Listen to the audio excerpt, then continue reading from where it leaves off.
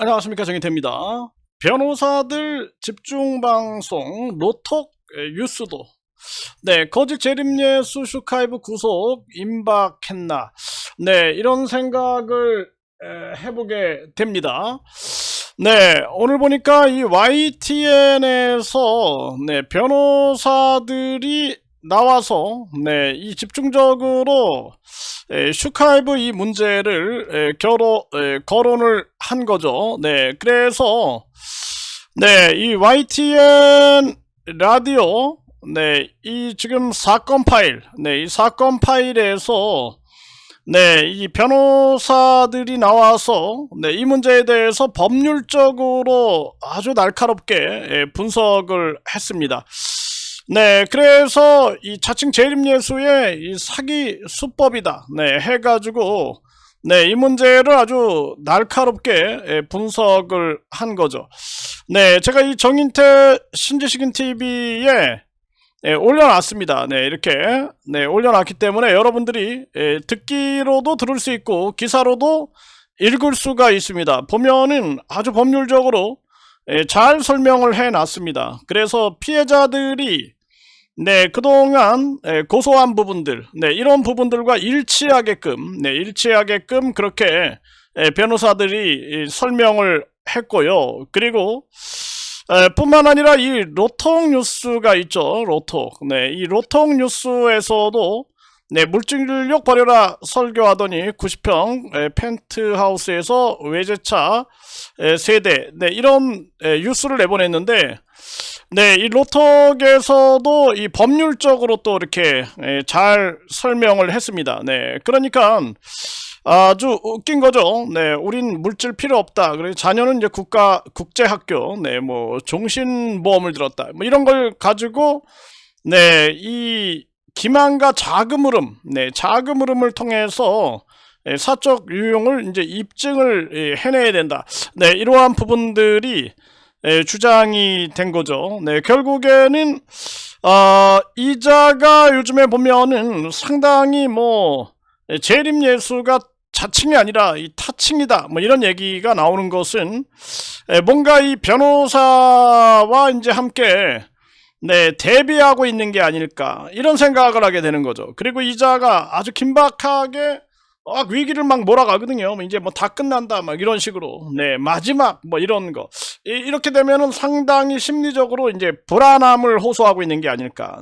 그러니까 지금 이 피해자들 같은 경우에는 피해자 진술을 다 마쳤다라는 거예요. 그렇게 되면은 이 김태강이를 소환할 수밖에 없는 거죠.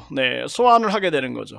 그래서 이자가 이제 소환이 되는 정황, 그러한 정황으로 지금 가고 있는 거고요.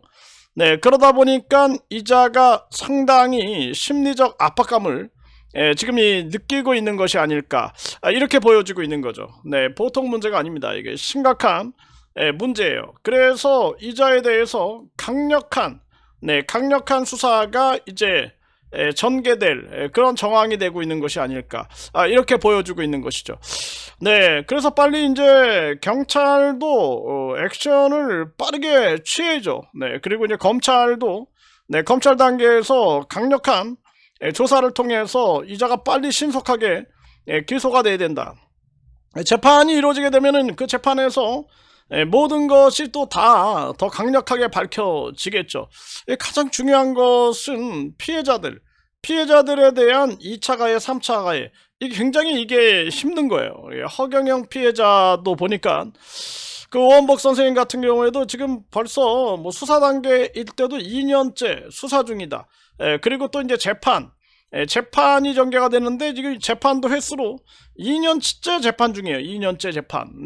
그리고 구속된 지 10개월째인데 계속해서 뭐 재판만 하고 있는 겁니다. 재판만 하고 있고 1심이 언제 끝날지 기약이 없습니다. 1심이 올해 끝날지 내년에 끝날지 아니면 뭐 몇 년 후에 끝날지 알 수가 없는 그런 정황이죠. 정말 기가 막힌 일이 아닐 수가 없어요. 그리고 이 허경영이 같은 자는 변호사를 뭐 35명까지 법무법인을 8개까지 선임한 바 있다라는 거죠. 정말 기가 막힌 거죠. 그리고 이런 슈카이브 이자 또 뭐 대순진리의 선교감 이런 자들이 보면은 돈이 많잖아요. 돈이 많으니까 이제 신도들한테 거둔 돈들 이런 걸 가지고 법무법인이네 뭐 변호사네 완전히 그냥 이 법무 쇼핑을 하고 있는 게 아닐까. 정말 기가 막힌 겁니다. 그래서 이 피해자들을 이런 종교 범죄는 사회적 참사다. 이거는 네, 사회적 참사로 규정을 하고 이 공익 변호사들을 지원해 줘야 된다. 이 공익 변호사. 저는 그렇게 생각합니다. 이 공익 변호사 제도를 그래서 우리 사회 문제, 이 사회적 참사, 이 사회적인 큰 이런 문제가 되는 것들은 공익 변호사 제도가 있어야 된다라는 것을 저는 이 강하게 생각을 하게 돼요.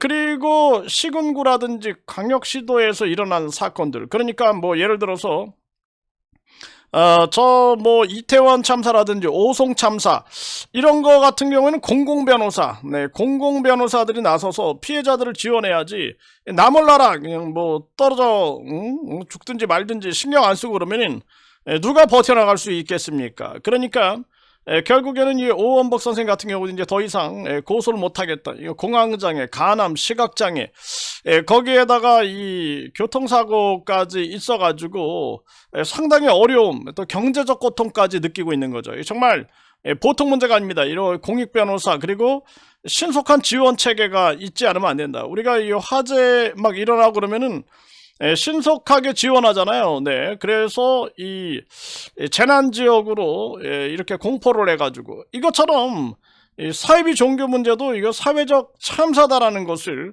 우리가 공감하고 그리고 이것을 함께 이 문제를 해결하겠다라는 의지가 필요한 게 아닐까라는 생각을 안 할 수가 없습니다.